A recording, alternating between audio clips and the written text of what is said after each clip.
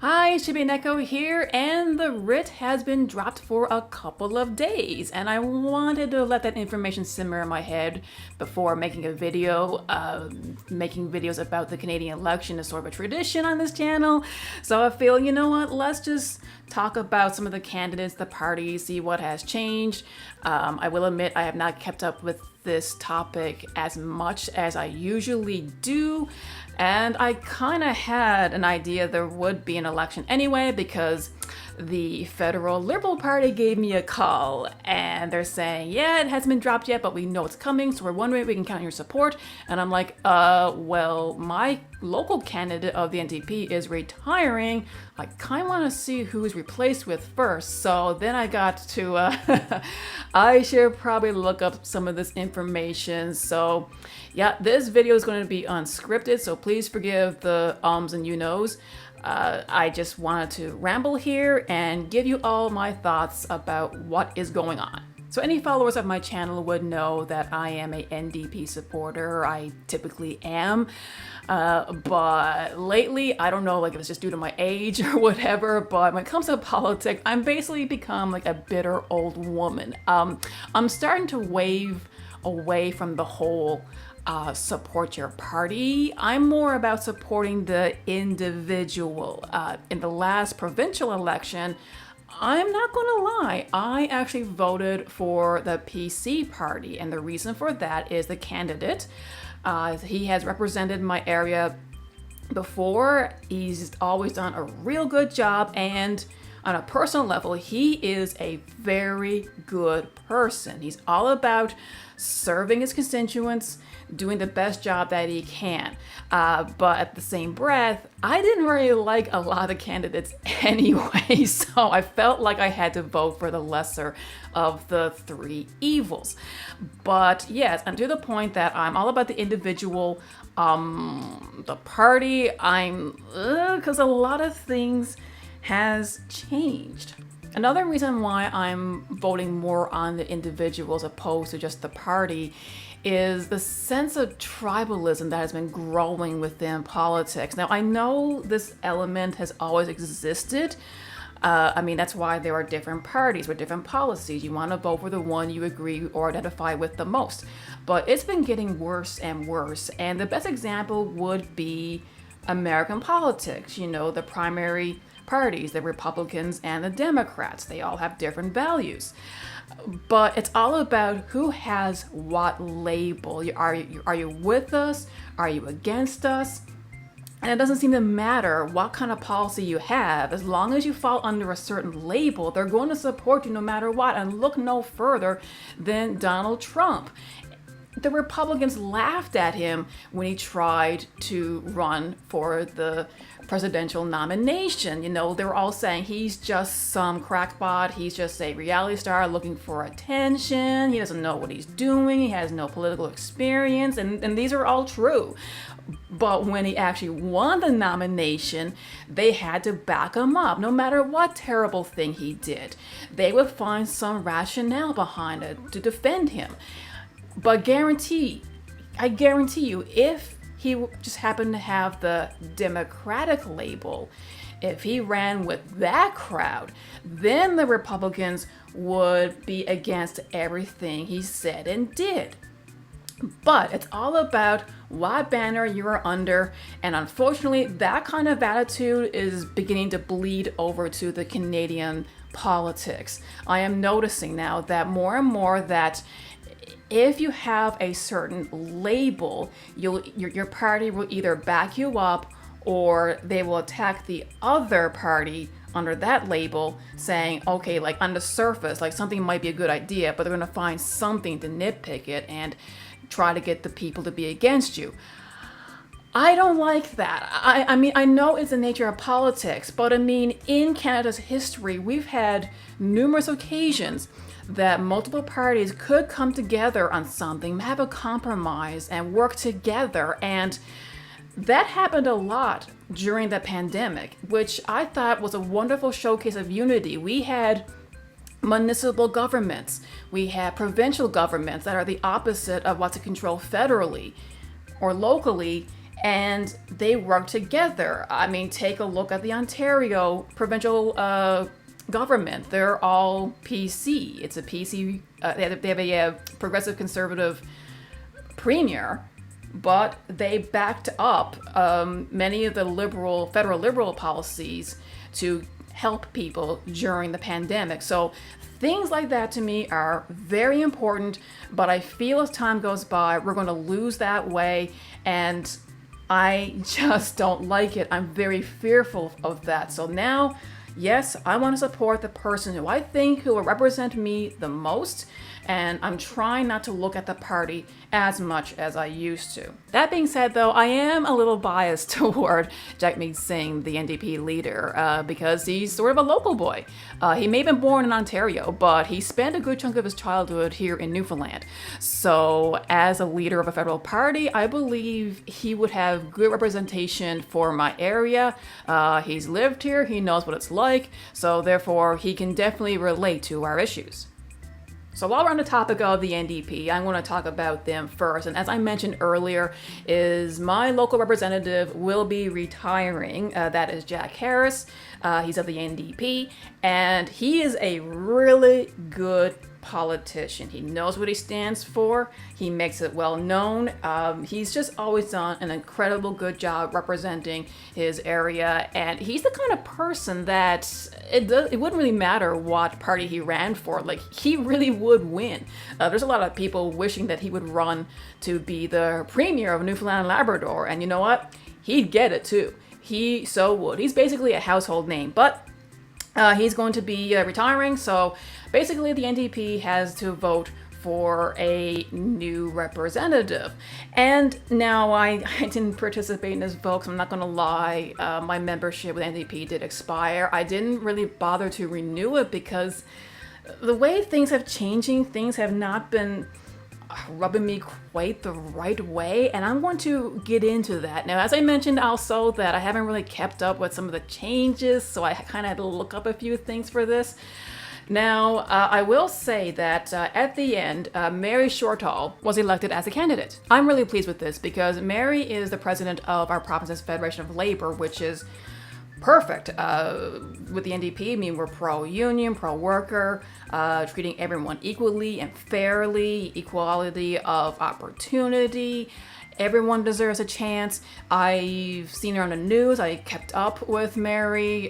She knows what she's talking about. So I really think she's going to be a really good representative for our area. When Mary's candidacy was announced on the news, I was quite happy with this, but I also learned some information involving the NDP's constitution. And as I mentioned before, I haven't really kept up with some of this as the years went by, but this really surprised me and actually took me aback a little bit. Apparently NDP has a equity rule in the Constitution, and this is basically what it states. It states that when a man retires from an NDP held seat, so okay, it's Jack Harris, he's a man, his replacement must either be a woman, a visible minority, a person with a disability, or a member of the LGBTQ community, which initially sounds great. You know, it means everyone has a chance to become a candidate of the NDP. But this has me a little bit worried because does this mean that Mary was accepted as a candidate based on her merit, her skills, and her experience with the Federation of Labor? Or was it simply because she's a candidate that fell under the category of being female? And me personally, I think your experience and what you can bring to the table is more important than just what your sex is, your race, your orientation, religion is, etc. And I know some of you are probably saying that, well, I mean, she can bring a female perspective to the caucus. And well, here's the thing. Whoever is the representative of my area is exactly that. They're the representative. I can call Jack Harris right now and give him my female perspective on something. Nothing's stopping me from doing that. And as long as he's a good representative, he will take it into consideration. Now, most of my conversations involve the provincial NDP, but every time I talk to them, they were very eager to listen. And to me, that's the point. And when someone votes for a candidate, I really, really don't want to think that people are voting for someone based on their gender, on their race, on their religion, on their sexual orientation, because to do so would be really dishonest. We really should be voting for people who we think can represent us in the House of Commons, who can do a good job, has good experience. Another question I have involving this equity mandate is, what if I know somebody who's the leader of a union, who's been fighting for worker rights, who's been an activist for all their life, but they just happen to be a white, straight man? Does this mean that if they want to run to be a candidate of the NDP, does this mean that they're now blocked from doing so?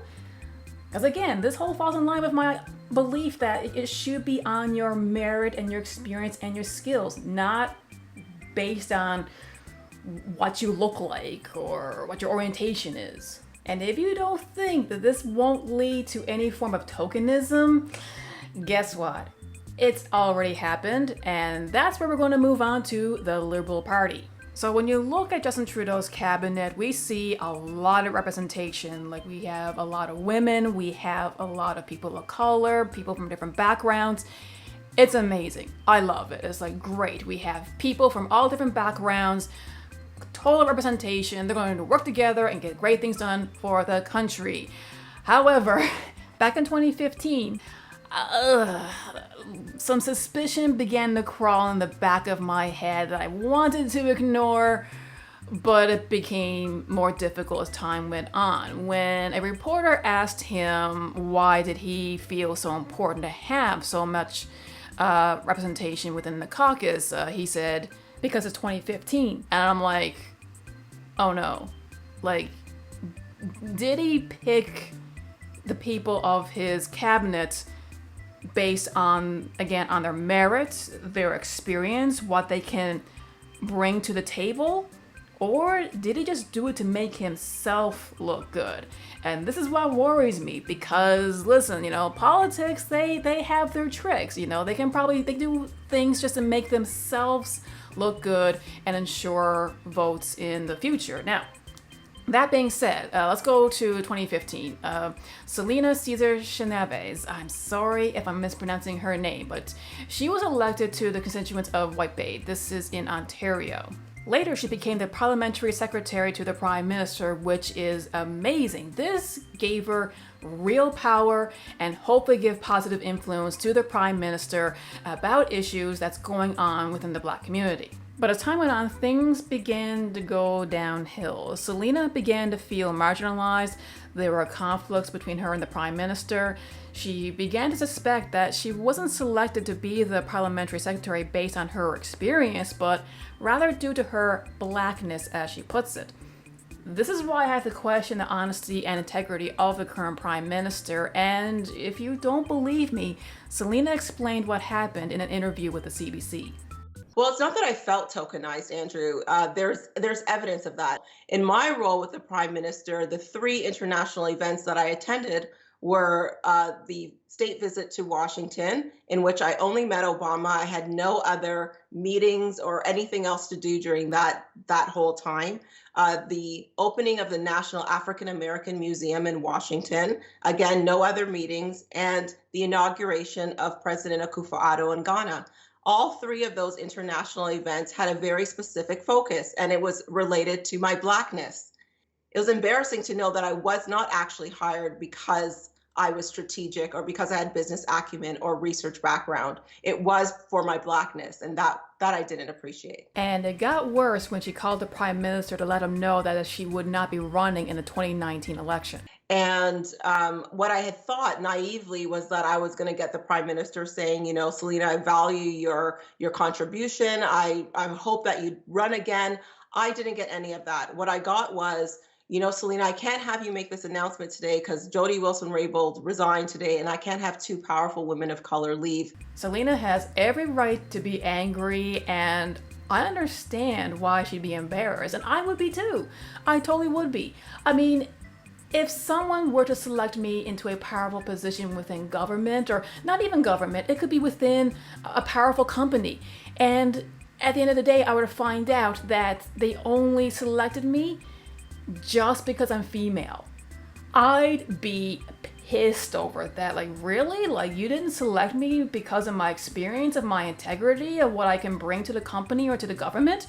No, it's because I'm female, so it's going to help your bottom line to make you look good. Like, oh, look at me, I selected a woman. This brings me back to my original problem, is honesty. That is what we should be demanding more of. And if a politician were to commit to something or screw up or make a mistake, that they own up to it. I think it's admirable for someone to admit, you know what, I got this wrong, but this is what I'm going to do to fix it. That is what we should be demanding. And when it really hits the fan, they should take accountability and know when it's time to step aside. Selena's case is the reason why I'm suspicious of the NDP's equity mandate. It's basically just the party checking off boxes to meet a criteria that appeals to the public rather than have legitimate representation and get real work done. The Liberal Party did it, and look what happened. They lost a valuable MP because the leader did not value her the way her voters did. So since we're on that topic of honesty and integrity, let's jump over to the Conservative Party and its leader, Erin O'Toole. And holy moly, I have no idea where this guy stands. The party is not unified. Now, Erin O'Toole himself, he does have some progressive views, which I think is great. He recognizes climate change. So this is going to be very good with the voting base, because I'm pretty sure a majority of the country understands that it's real and the consequence that it's having within the country. But he decided to have a motion that would recognize climate change in the Conservatives' policy book. But 54% of the party actually voted against that. So yes, Erin O'Toole, he has some progressive views, but his party isn't exactly backing them up. Another motion in which the party did not back their leader on would be on BC6. It basically amends the criminal code that would ban forced conversion therapy, but 52% of the party voted against it, and this includes crowd pleasers like Andrew Scheer. Do you think that the opposition coming only from Conservative MPs send a message that to the LGBT community and survivors of conversion therapy, the EU party still welcomes those who doesn't support them? Our party opposes conversion therapy and the harm that process and compelling someone to try and change who they are, it can tear at their soul, and our party opposes that. The debates in Parliament are meant to be debates where we can say, is the bill itself, is the legislation going to address that harm that we all recognize in a way that helps people affected, helps the victims and prevents new victims from being created, and doesn't expand into areas where it's limiting conversations, these sorts of things.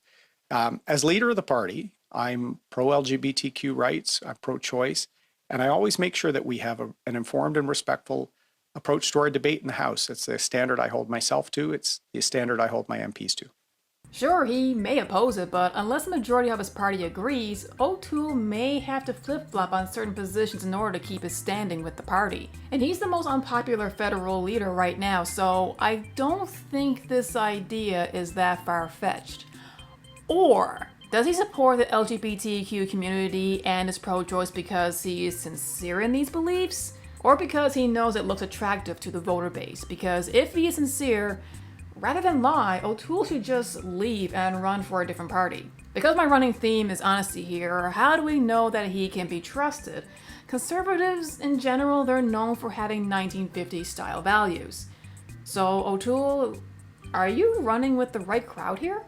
And I'm not gonna lie, I almost admire anyone who runs as a conservative in Newfoundland and Labrador, or the East Coast in general, because nobody really likes conservatives here. Anyway, I've been rambling for about 20 minutes now, so if you stuck around this long, thank you very much for listening to what I have to say. But we still have the vote, so when voting, try not to be seduced by the party as a whole. Be objective. Learn about your candidate. Ask them questions about issues that are really important to you, and read between the lines regarding their policies and their positions, because if something seems too good to be true, it probably is. This is Chip and Echo, signing out.